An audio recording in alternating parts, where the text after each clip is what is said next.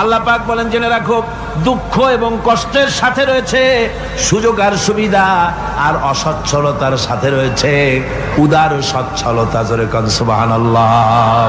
কাজে ভয় পাওয়ার কারণ নাই, হতাশ হওয়ার কারণ নাই। গুনাহ করেছো, হতাশ হয়ো না। যুবকদের গুনাহ করা স্বাভাবিক। ইউনিভার্সিটির ছাত্র, কলেজের ছাত্র, প্রফেসর, শিক্ষক, অফিসার ঘুষ খেয়েছেন, জিনা করা হয়েছে, মদ খাওয়া হয়েছে, মিথ্যা কথা বলা হয়েছে, যাই কিছু করেন না কেন ভয় পাওয়ার কারণ নাই, নিরাশ হওয়ার কোনো দরকার নাই। আল্লাহ পাক ডেকে বলেছেন, কুল ইয়া ইবাদিয়াল্লাযীনা আসরাফু আলা আনফুসিহিম লা তাকনাতু মির রাহমাতিল্লাহ। আমার আল্লাহ বলেন, ও নবী আপনি শুনায় দেন, হে আল্লাহর বান্দারা, তোমরা যারা নিজেদের উপরে বাড়াবাড়ি করেছো, নিজেদের উপরে জুলুম করেছো, অত্যাচার করেছো, আমি আল্লাহর রহমত থেকে নিরাশ হয়ে যেও না। মানুষ যদি অপরাধ করে, বাপের সাথে অপরাধ করেছে, মায়ের সাথে অপরাধ করেছে, মা বাবা সন্তানের চাইতে এত বড় কল্যাণকামী তো আর কেউ নাই, কিন্তু মা বাবা কোনোদিন বলে না আয় আমার ছেলে তোরে মাফ করে দেই, এরকম বলে নাকি? মন চায় ছেলে যদি মাপ চাইতো খুশি হয়ে মাফ করে দিতাম, কিন্তু কেন যে আসে না, ডাকে না যে আয় মাফ করে দেই। মা বাপ আপনাকে এত ভালোবাসে, সেই মা বাপও আপনাকে বলে না যে আয় মাফ করে দেই। আমার আল্লাহ হচ্ছেন এমন আল্লাহ, আল্লাহ রাব্বুল আলামিন ডাকেন, এ বান্দা খুন করেছিস ফিরে আয়, জিনা করেছিস ফিরে আয়, হত্যা করেছিস ফিরে আয়, চুরি করেছিস ফিরে আয়, কুফরি করেছিস ফিরে আয়, সুদ খেয়েছিস, ঘুষ খেয়েছিস, মদ খেয়েছিস ফিরে আয়, এসে আমার দরবারে চোখের পানি ফেল, আমার দরবারে কাঁদাকাটি কর। ইন্নাল্লাহা ইয়াগফিরুয যুনুবা জামিআ ইন্নাহু হুয়াল গফুরুর রহিম। আমার দরবারে চোখের পানি ফেলে কাঁদ, আমি রব্বুল আলামিন জিন্দেগীর গুনাহ মাফ করে দেব। সুবহানাল্লাহ কর, সুবহানাল্লাহ কর। আমার কাছে কাঁদ, চোখের পানি ফেল। আল্লাহ রাব্বুল আলামিনের কাছে বান্দার দুইটা ফোঁটা বেশি প্রিয়।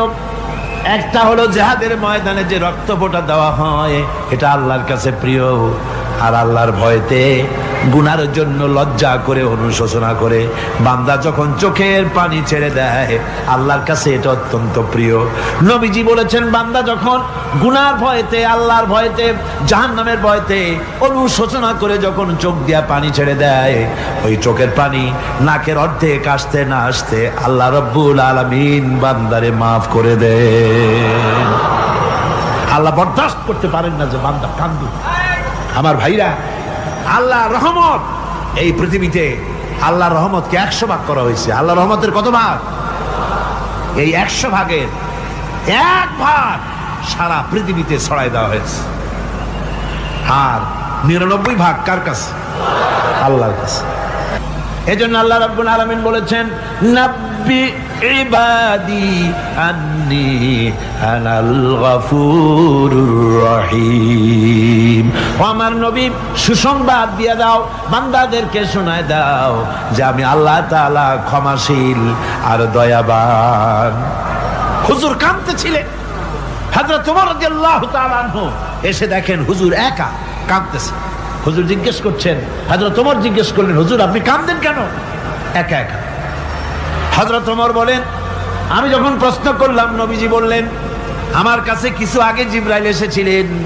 জিবরাইল এসে আমাকে বললেন, আল্লাহ পাক বলেছেন, হে আমার নবী, ইসলামের ভিতরে থেকে যে সমস্ত মানুষগুলো ইসলামের ভিতরে থেকে চুল আর দাড়ি পাকায় দিছে, কিয়ামতের দিন এই লোকগুলারে আমি শাস্তি দিতে আমার শরম হবে।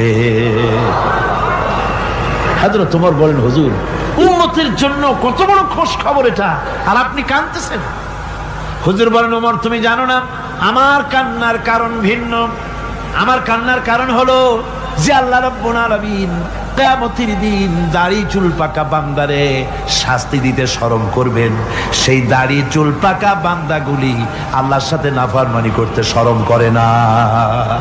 আমি এই লজ্জায় কাঁদতেছি ভাইরা।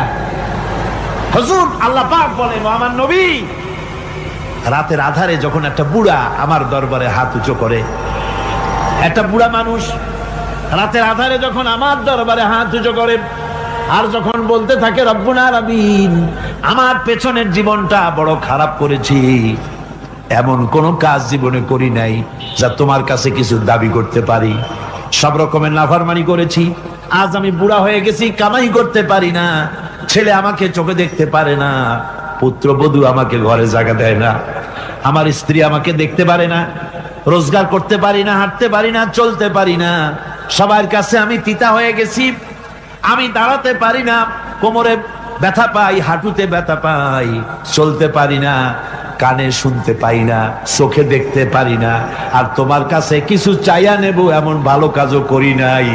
এইভাবে যখন বান্দা কাঁদতে থাকে আমার দরবারে, ও আমার হাবিব আমার রহমতের দরিয়ায় জোশ মেরে যায়, আমার শরম হয় এই বুড়াটারে কেমনে খালি হাতে ফিরাইয়া দেই। সুবহানাল্লাহ, সুবহানাল্লাহ। আমার আল্লাহর এত দয়া, আমার আল্লাহর এত মায়া, এত মহব্বত। আমার আল্লাহ রাব্বুল আলামিন বলেন, وَإِذَا سَأَلَكَ عِبَادِي عَنِّي فَإِنِّي قَرِيبٌ। আমার হাবিব, আমার বান্দা আমার ব্যাপারে প্রশ্ন করে, আমি বান্দার একদম নিকটে।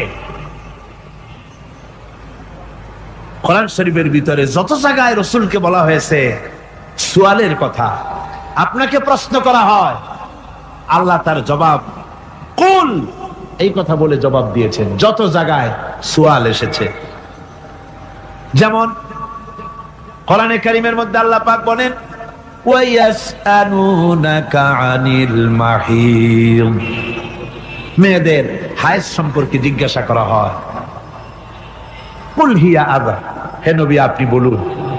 এভাবে করে কুল দিয়ে জবাব দেওয়া হচ্ছে। আবার প্রশ্ন করা হচ্ছে, ওয়ায়াসআলুনাকা আনিল আনফাল, এই গনিমতের মাল সম্পর্কে হুজুর আপনাকে, হে নবী আপনাকে প্রশ্ন করা হয়। আল্লাহ কুল দিয়া জবাব দিলেন, আল্লাহ বলেন আপনি বলেন।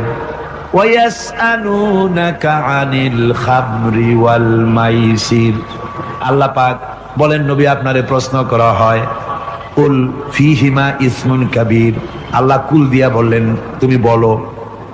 আবার বলা হলো, ওয়ায়াসআলুনাকা আনিল আহিল্লা কুল হিয়া মাওয়াকিতু লিন্নাস, ও নবী আপনাকে প্রশ্ন করা হয় চাঁদের ক্রমবর্ধমান এবং ক্রমহ্রাস, এই যে বাড়ে আর কমে, পূর্ণিমা হয় অমাবস্যা হয়, কেন হয় আপনি বলুন। কুল, আপনি বলেন এটা আমি অক্ত এবং সময়, বছর আর দিন গণনা করার জন্য পৃথিবীবাসীদের জন্য বিনা পয়সায় একটা ক্যালেন্ডার বানাইয়া আকাশে ঝুলাই রেখেছি। এভাবে যত জায়গায় এসেছে আপনাকে প্রশ্ন করা হয়, তত জায়গায় আল্লাহ জবাব দিয়েছেন কুল আপনি বলেন। গোটা কোরআন শরীফের ভিতরে এই একটি মাত্র জায়গা যেখানে বলা হয়েছে আপনাকে প্রশ্ন করা হয়, আল্লাহ এখানে বলতে পারতেন কুল আপনি বলেন, আল্লাহ তোমাদের নিকটবর্তী, এভাবে জবাব হয় নাই। এটা কায়দাটা হলো এই, আল্লাহ বলতেছেন ওয়াইজা সালাকা ইবাদি, ও আমার নবী প্রশ্ন তো আমার বান্দারা আমার ব্যাপারে করেছে, এবার আপনার জবাবের কোনো দরকার নাই, প্রশ্ন আমার ব্যাপারে আমি নিজে জবাব দিয়ে দেই, ফা ইন্নী কারীব, ও বান্দা আমার ব্যাপারে প্রশ্ন করেছিস, জবাব আমি দেই, আমি তোর সবচাইতে বেশি নিকটে। সুবহানাল্লাহ, কত নিকটে? ওয়ানাহানু আকরাবু ইলাইহি মিন হাবলিল ওয়ারিদ, তোর যে রব এই শাহরগের চাইতেও আমি তোর বেশি কাছে। সুবহানাল্লাহ, আমারে ডাক, আমারে ডাক, কলিজা দিয়া ডাক, অন্তর দিয়ে ডাক। মনের থেকে মানুষ যদি ডাকে, মুখের ডাক আর মনের ডাক এক জিনিস নয়। দিল সে জুবাত নিকলতি হ্যায় असर रखती है पर नहीं मगर ताकते परवाज रखती है। দিল থেকে যে কথা বেরোয় তা প্রভাব বিস্তার করে, ডানা নাই কিন্তু ওড়ার ক্ষমতা রাখে। মনের কথাই ভিন্ন, মন থেকে, দিল থেকে, কলিজা থেকে, অন্তরের গভীর কন্দর থেকে মুহাব্বতের সাথে কেউ যদি একবার বলে আল্লাহ, আল্লাহ রাব্বুল আলামিন বলেন অন্তরের অন্তঃস্থল থেকে একটি বার যদি বান্দা বলেন আল্লাহ, আল্লাহ বলেন 70 বার সাড়া দিয়া জিজ্ঞেস করি বান্দা কি চাও, আমি তোমার কাছে আছি। সুবহানাল্লাহ, আমি তোর একদম কাছে, কি চাস বল, বল আমার কাছে। এমন দয়াবান, এমন মেহেরবান, এমন আল্লাহ আমাদের। সে আল্লাহ রাব্বুল আলামিন তিনি বলছেন وقال ربكم ادعوني استجب لكم, তোমাদের রব বলেছেন আমারে ডাকো, আমি আল্লাহ ডাকের সাড়া দিয়া দেব। সুবহানাল্লাহ। কারে ডাকতে হবে? কারে ডাকতে হবে? এই বিশাল জনসমুদ্র একযোগে চিল্লা কোন কারে ডাকতে হবে? কোন পীর সাহেবকে নয়, আল্লাহর কসম কোন খাজা বাবাকে নয়, ডাকতে হবে কারে?